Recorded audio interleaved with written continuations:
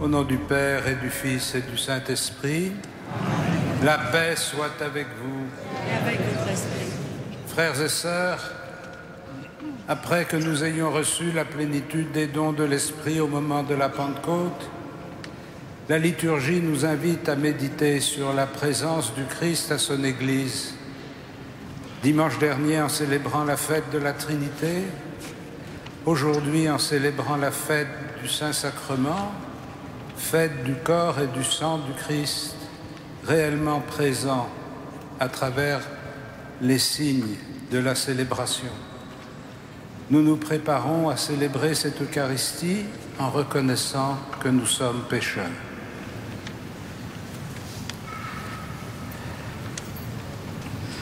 Je confesse à Dieu Tout-Puissant, je reconnais devant mes frères que j'ai péché en pensée, en parole, par action et par omission. Oui, j'ai vraiment péché, c'est pourquoi je supplie la Vierge Marie, les anges et tous les saints, et vous aussi, mes frères, de prier pour moi, le Seigneur notre Dieu. Et que Dieu Tout-Puissant nous fasse miséricorde, qu'il nous pardonne nos péchés et nous conduise à la vie éternelle.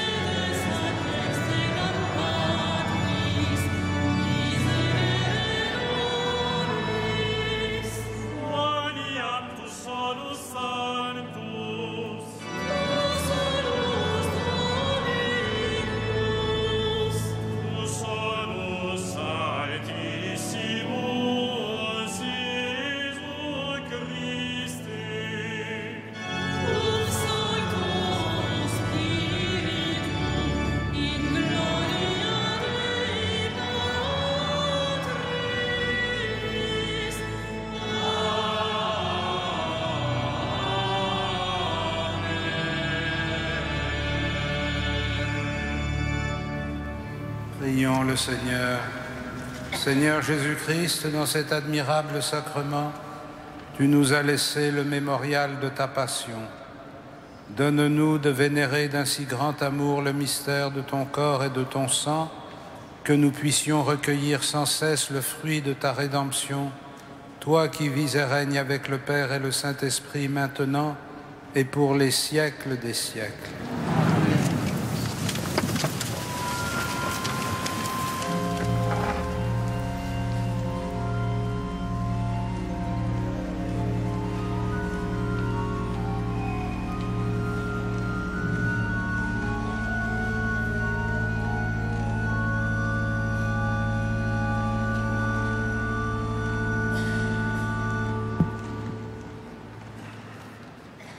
Lecture du livre du Deutéronome.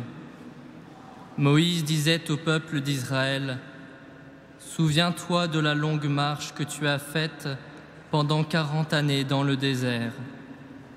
Le Seigneur ton Dieu te l'a imposé pour te faire connaître la pauvreté.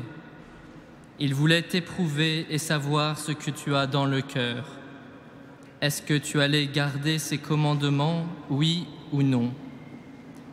Il t'a fait connaître la pauvreté, il t'a fait sentir la faim et il t'a donné à manger la manne, cette nourriture que ni toi ni tes pères n'aviez connue, pour te faire découvrir que l'homme ne vit pas seulement de pain, mais de tout ce qui vient de la bouche du Seigneur. N'oublie pas le Seigneur ton Dieu qui t'a fait sortir du pays d'Égypte, de la maison d'esclavage. C'est lui qui t'a fait traverser ce désert, vaste et terrifiant, pays des serpents brûlants et des scorpions, pays de la sécheresse et de la soif. C'est lui qui, pour toi, a fait jaillir l'eau de la roche la plus dure. C'est lui qui, dans le désert, t'a donné la manne, cette nourriture inconnue de tes pères. Parole du Seigneur.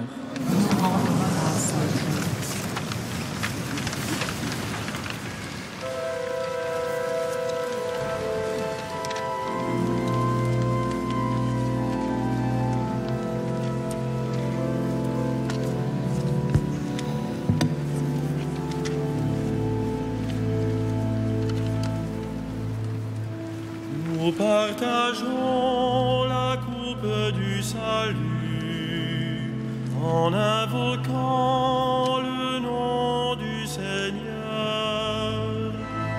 Nous partageons la coupe du salut en invoquant le nom du Seigneur.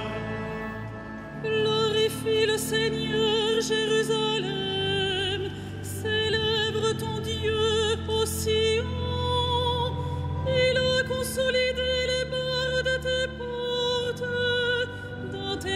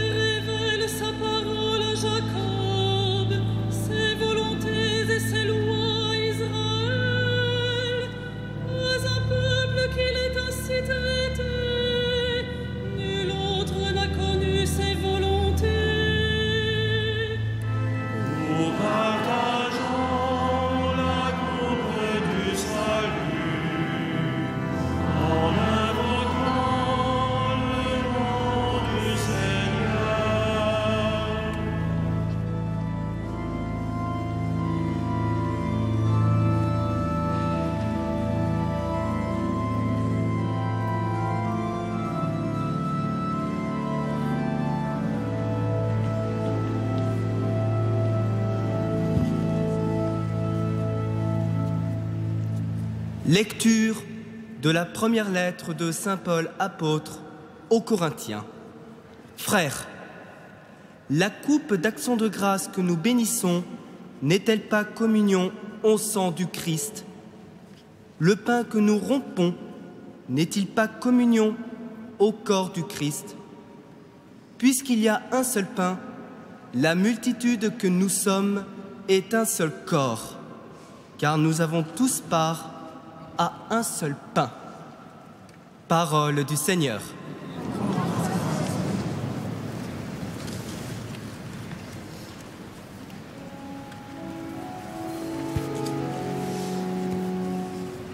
Lauda Sion Salvatorem, lauda ducem et pastorem, in hymnis et canticis. Quantum potestantum aude, quia maioram ni laudin, nec laudare sufficis. Ecce panis angelorum, factus cibus viatorum, vere panis filiorum, non mitendus calibus. Bine figuris presignatur, cum Isaac immolatur, agnus pasce deputatur, datur manna patribus. One pastor panis vere, Iesu nostri miserere, tu nos pace nos tuere, tu nos bona fac videre in terra viventium. Qui cunctascis et vanes, qui nos pacis sic mortales, tuos ibi comensares, coeredes et sodales, fac sanctorum civium. Amen.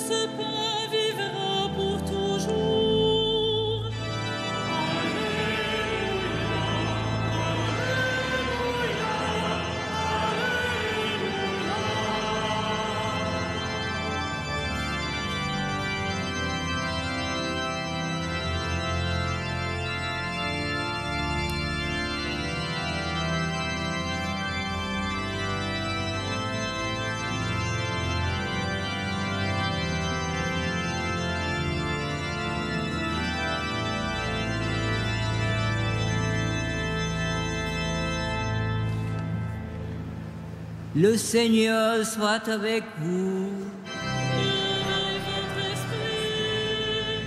Évangile de Jésus-Christ selon saint Jean. Gloire à toi, Seigneur.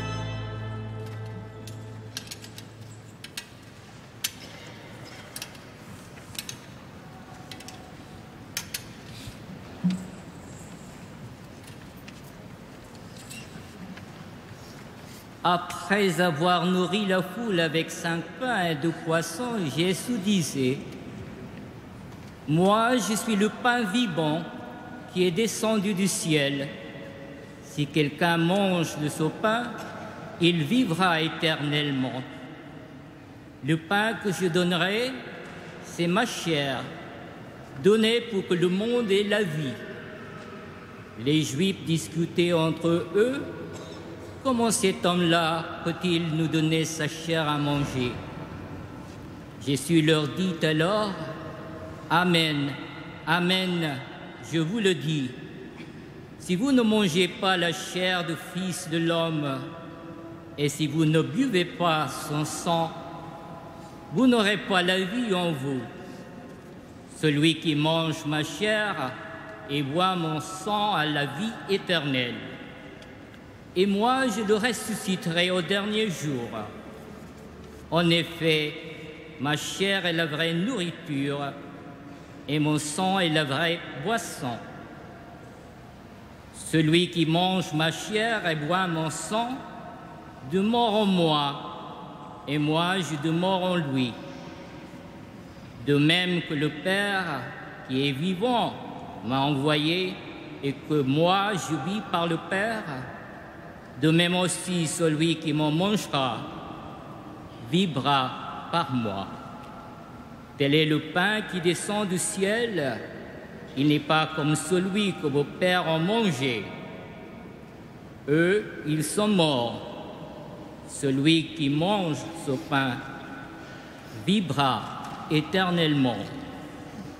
Acclamons la parole de Dieu. Louange à toi, Seigneur Jésus.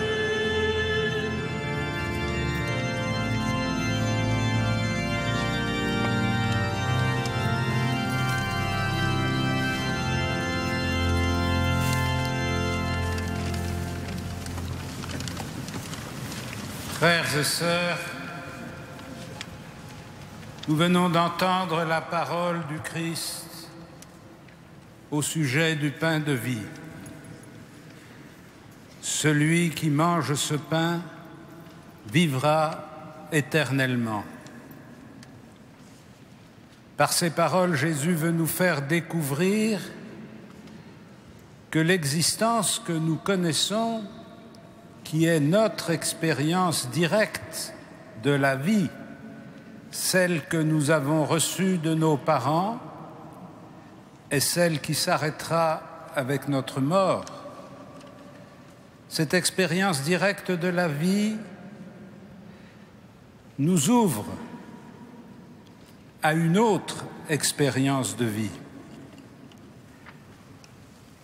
En effet, si Dieu a donné la vie aux hommes, s'il les a appelés à la vie par sa création,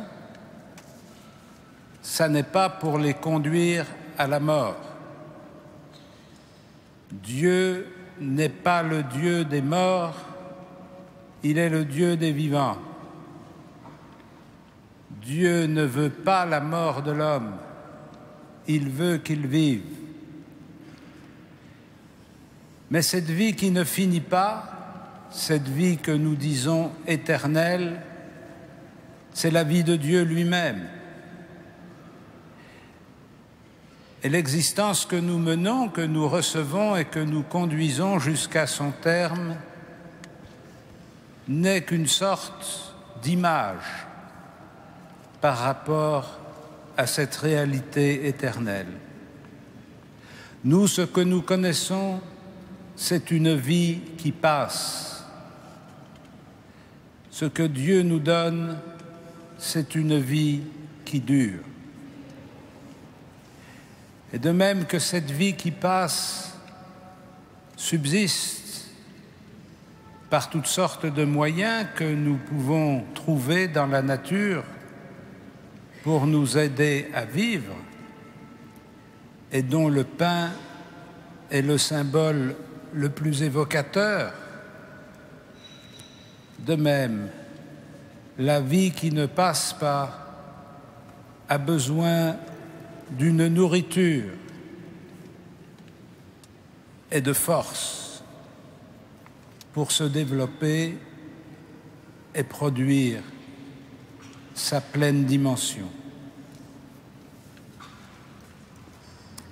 Cette nourriture et cette force, ça n'est pas plus le pain que nous connaissons que notre vie n'est la vie éternelle. Le pain que nous connaissons et que nous mangeons, le vin que nous connaissons et que nous buvons, sont des nourritures terrestres qui sont une image de la nourriture que Dieu veut nous donner. La nourriture que Dieu veut nous donner, c'est une nourriture qui vient de lui-même et qui ne se reconnaît pas à son apparence ou à son goût, mais qui se reconnaît par son origine. C'est le pain venu du ciel, le pain de Dieu. Ce pain de Dieu, le Christ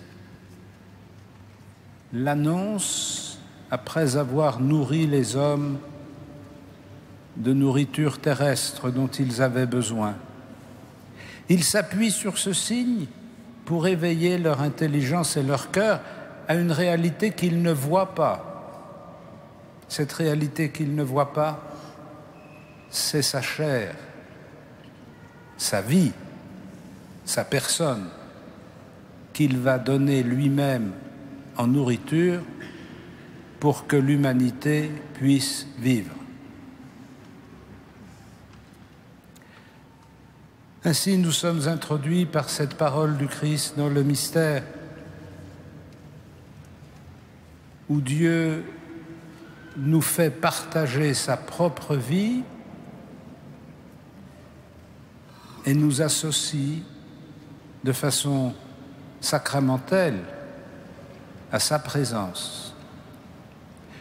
Comme le disait le livre du Deutéronome, l'homme ne vit pas seulement de pain, mais de toute parole qui sort de la bouche de Dieu. C'était pour faire comprendre au peuple éprouvé dans le désert qu'il y a un enjeu plus grave que sa survie terrestre et un enjeu plus important.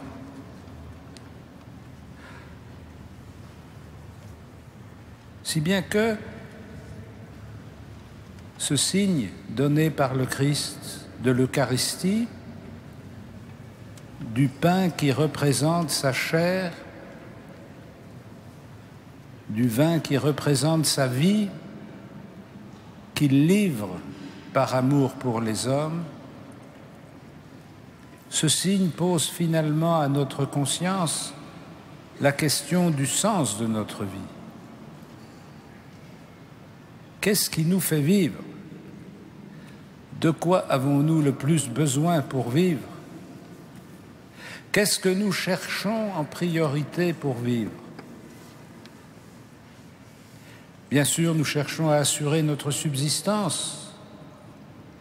Bien sûr, nous cherchons à garantir un minimum de sécurité en ce temps. Mais l'homme ne vit pas seulement de subsistance et de sécurité. Il y a au cœur de chaque existence humaine le mystère enfoui de la vie de Dieu lui-même, qui échappe à nos moyens et à notre emprise. C'est sans doute l'un des drames de notre culture occidentale, d'avoir perdu le sens de cette immersion de la vie divine dans l'existence humaine. C'est un des drames de notre culture de ne voir dans la vie des hommes et des femmes que le fonctionnement plus ou moins harmonieux, plus ou moins agréable, plus ou moins fragile,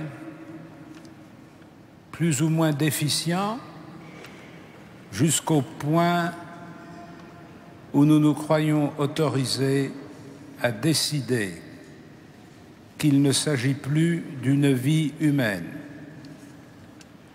et que l'on peut en disposer en fonction d'autres critères. Dès l'instant que la référence à Dieu ne garantit plus la valeur absolue de chaque personne humaine, quel que soit son âge, quel que soit son état de santé, quelles que soient ses capacités de relation, alors chaque être humain peut se trouver livré à l'arbitraire du jugement de ses semblables. Qui vaut la peine de vivre? Quelle performance faut-il produire pour mériter son ticket d'existence? Quel signe faut-il donner pour prouver que l'on est un homme ou une femme? Vous le savez, cette question cruciale travaille les consciences et les libertés. Mais pour nous qui nous réclamons du Christ ressuscité, qui partageons son corps et son sang, qui recevons de lui la nourriture de Dieu, nous sommes invités dans ce trouble à donner un témoignage fort. L'homme ne vit pas seulement de ses soins, de ses relations, de ses capacités de relation, des signes de communication qu'il peut ou ne peut pas donner. Il vit de l'existence de Dieu qui repose au cœur de chaque existence humaine. C'est au nom de cette certitude et de cette conviction que des milliers d'hommes et de femmes à travers le monde se dépensent sans compter pour soulager la souffrance de leurs frères, pour les accompagner dans leurs épreuves, pour les aider à comprendre que malgré les handicaps dont ils souffrent, ils restent à nos yeux des enfants de Dieu dignes de respect. Pour les aider à comprendre que leur dignité vient du regard que l'on porte sur eux et non pas du regard qu'eux-mêmes portent sur eux. Ainsi, quand nous communions au corps du Christ, quand nous partageons la coupe du salut, nous posons un acte d'espérance dans l'existence humaine et nous annonçons que Dieu garde avec vigilance et amour chacune de ses créatures. Nous parlons avec la confiance qu'il n'abandonne jamais ceux qui sont dans l'épreuve. Nous parlons avec l'autorité de ceux qui prennent en charge leurs frères les plus éprouvés. Nous parlons avec la force de ceux qui se refusent à résoudre les difficultés en éliminant les personnes. Que Dieu nous donne d'être de vrais témoins du pain de vie. Amen.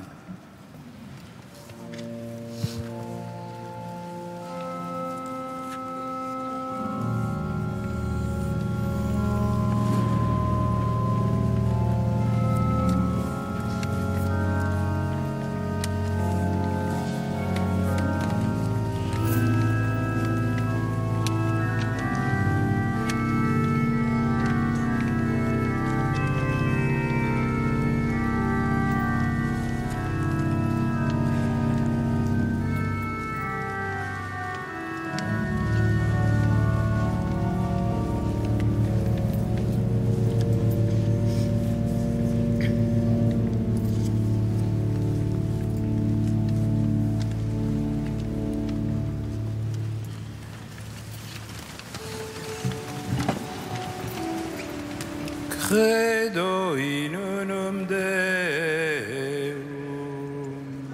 Patrem omnipotentem, factorem celi et terrae, visibilium meum et invisibilium.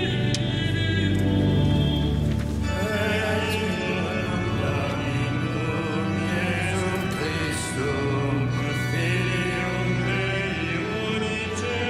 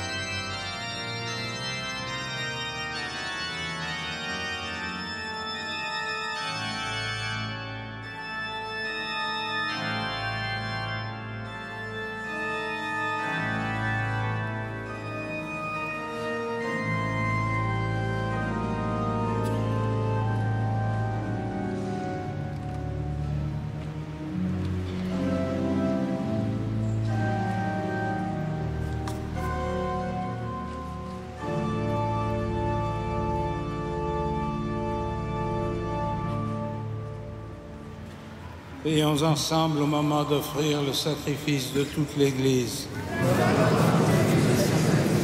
Seigneur, accorde à ton Église les biens de l'unité et de la paix dont nos offrandes sont le signe dans le mystère eucharistique, par Jésus le Christ, notre Seigneur.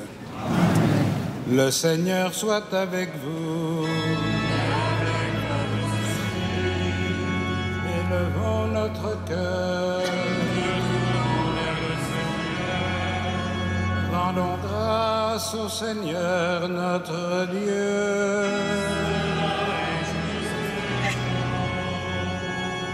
Vraiment, il est juste et bon de te rendre gloire, de t'offrir notre action de grâce toujours et en tout lieu.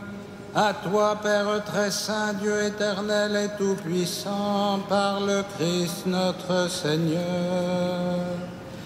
Dans le dernier repas qu'il prit avec ses apôtres, afin que toutes les générations fassent mémoire du salut par la croix, il s'est offert à toi comme l'agneau sans péché, et tu as accueilli son sacrifice de louange.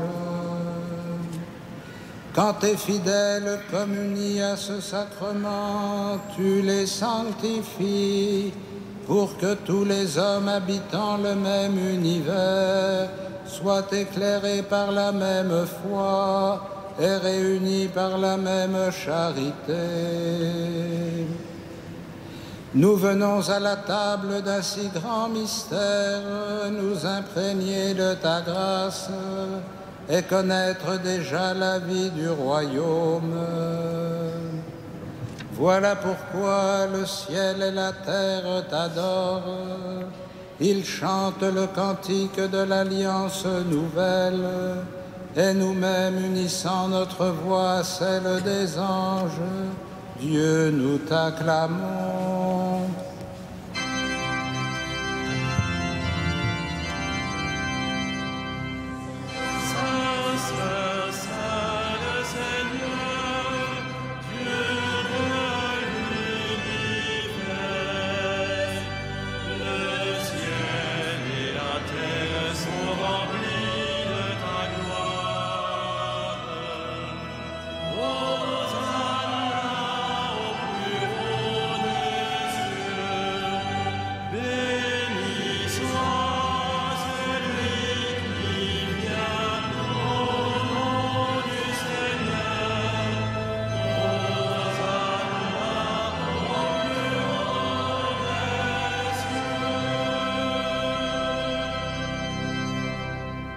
Tu es vraiment saint, Dieu de l'univers, et toute la création proclame ta louange, car c'est toi qui donnes la vie, c'est toi qui sanctifies toutes choses par ton Fils Jésus-Christ, notre Seigneur, avec la puissance de l'Esprit Saint.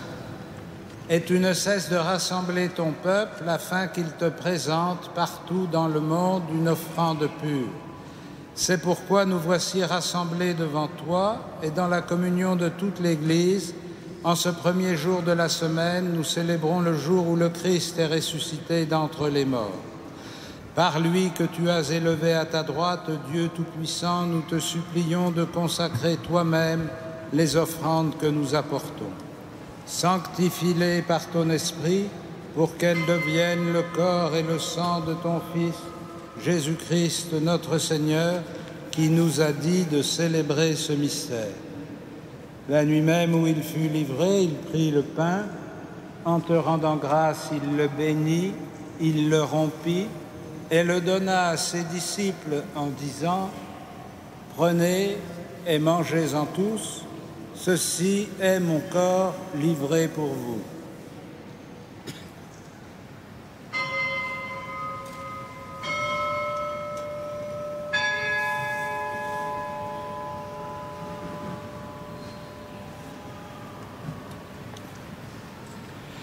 De même, à la fin du repas, il prit la coupe.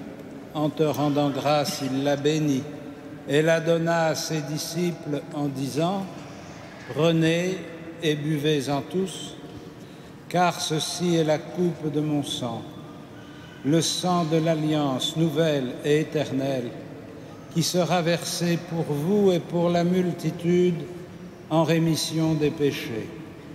Vous ferez cela en mémoire de moi.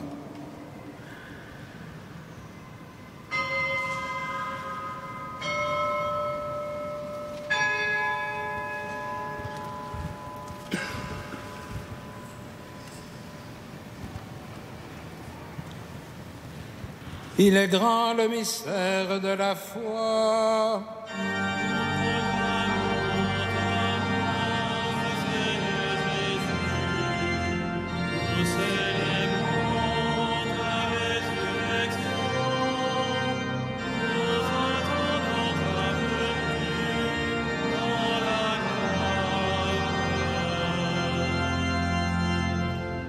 En faisant mémoire de ton Fils, de sa passion qui nous sauve, de sa glorieuse résurrection et de son ascension dans le ciel, alors que nous attendons son dernier avènement, nous présentons cette offrande vivante et sainte pour te rendre grâce.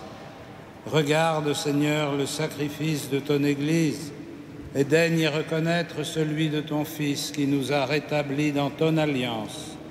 Quand nous serons nourris de son corps et de son sang et remplis de l'Esprit Saint, accorde-nous d'être un seul corps et un seul esprit dans le Christ, et que l'Esprit Saint fasse de nous une éternelle offrande à ta gloire, pour que nous obtenions un jour les biens du monde à venir auprès de la Vierge Marie, la bienheureuse Mère de Dieu, de Saint Joseph, son époux, avec les apôtres, les martyrs, Saint Denis et tous les saints qui ne cessent d'intercéder pour nous. Et maintenant, nous te supplions, Seigneur, par le sacrifice qui nous réconcilie avec toi, étends au monde entier le salut et la paix. Affermis la foi et la charité de ton Église au long de son chemin sur la terre. Veille sur ton serviteur, le pape François, notre archevêque André et ses auxiliaires, l'ensemble des évêques, les prêtres, les diacres et tout le peuple des rachetés. Écoute les prières de ta famille assemblée devant toi et ramène à toi, Père très aimant, tous tes enfants dispersés. Pour nos frères défunts, pour les hommes qui ont quitté ce monde et dont tu connais la droiture, nous te prions.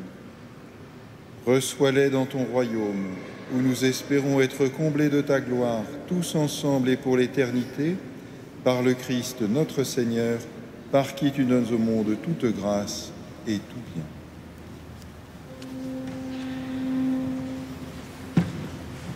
Par lui, avec lui et en lui. À toi, Dieu le Père Tout-Puissant, dans l'unité du Saint-Esprit.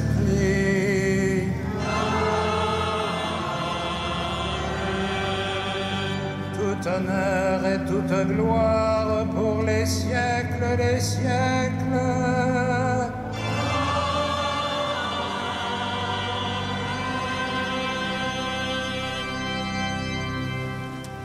Unis dans le même esprit, nous pouvons dire avec confiance la prière que nous avons reçue du Sauveur. Notre Père, qui es aux cieux, que ton nom soit sanctifié, que ton règne vienne, que ta volonté soit faite sur la terre comme au ciel. Donne-nous aujourd'hui notre pain de ce jour. Pardonne-nous nos offenses, comme nous pardonnons aussi à ceux qui nous ont offensés.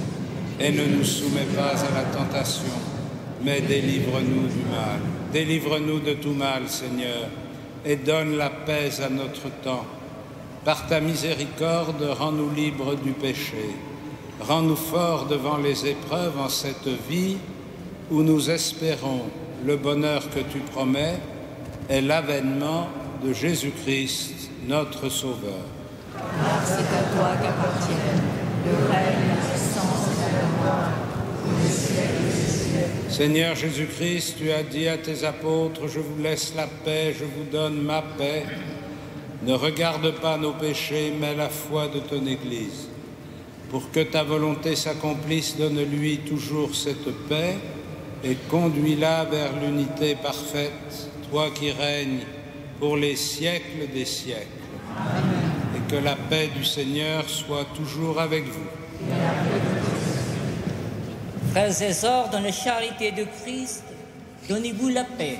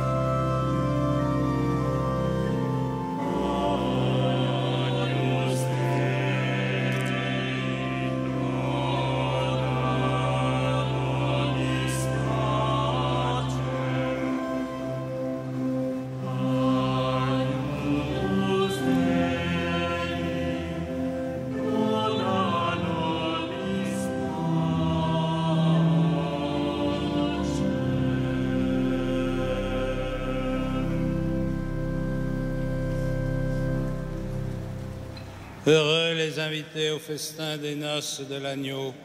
Voici l'agneau de Dieu qui enlève le péché du monde.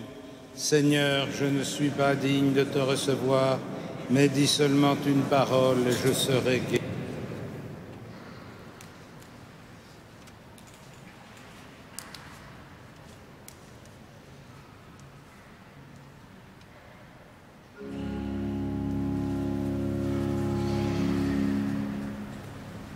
Amen.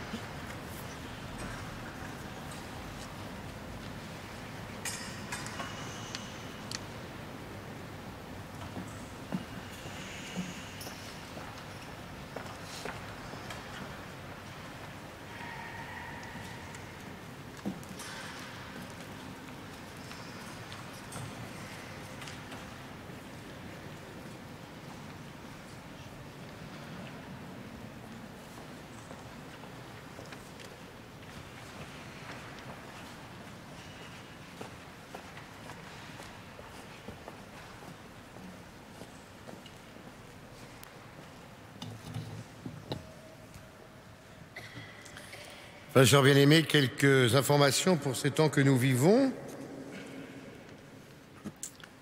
Tout d'abord, dans la semaine, sachez que jeudi, ce sera la dernière adoration du Saint-Sacrement avant la séparation de l'été, après la messe du soir. Et vendredi, ce sera aussi la dernière ostension de la couronne d'épines avant les mois d'été. Samedi prochain, 28 juin à 9h30, nous aurons la joie d'accueillir les ordinations sacerdotales du diocèse de Paris, notre diocèse présidé par notre archevêque. 7 personnes seront donc ordonnées prêtres. En conséquence, il n'y aura pas de messe à 8h, ni à 9h, ni à midi, le samedi 28 juin. Et les portes seront réouvertes à la visite à partir de 16h. Le dimanche 29 juin à 11h30, le Père Humbert présidera la messe d'action de grâce pour les 6 années passées ici avant de rejoindre le diocèse de Lille et les séminaristes. Nous pourrons, à la sortie de cette messe, lui présenter nos encouragements, nos prières et prendre un verre de l'amitié dans le jardin du chevet de la cathédrale. Par ailleurs, tous les samedis et dimanches, je vous rappelle le spectacle Réjouis-toi Marie, c'est-à-dire par exemple ce soir, à 21h15, l'entrée est libre. Pendant le mois de juillet, ce sera tous les vendredis, samedis et dimanches à 21h30. Attention, les horaires d'été à la cathédrale commencent le lundi 30 juin pour aller jusqu'au dimanche 21 septembre inclus. Sachez en gros qu'il n'y aura plus la messe de 9h. Et puis, évidemment, il n'y aura plus d'adoration du Saint-Sacrement organisée comme telle, ni d'ostension de la Sainte Couronne d'Épines. Seules resteront les messes habituelles, comme on dit, les messes d'heure, et d'ailleurs aussi les vénérations de la Couronne d'Épines les premiers vendredis du mois. J'en profite d'ailleurs à cette occasion pour remercier les prêtres qui viennent cet été en renfort pour que le service continue. Enfin, un concert à Notre-Dame le mardi 1er juillet à 20h30. Vous pouvez prendre des places à l'accueil. Nous mettons debout pour terminer ensemble notre prière.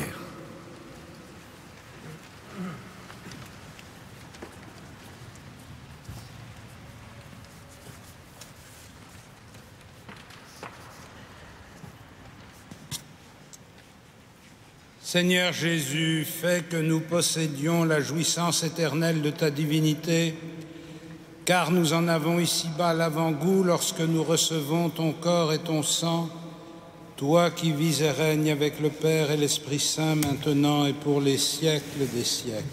Amen.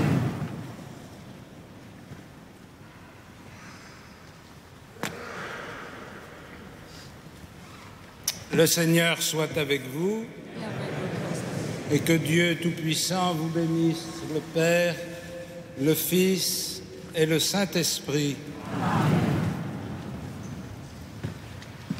Allez dans la paix de Christ.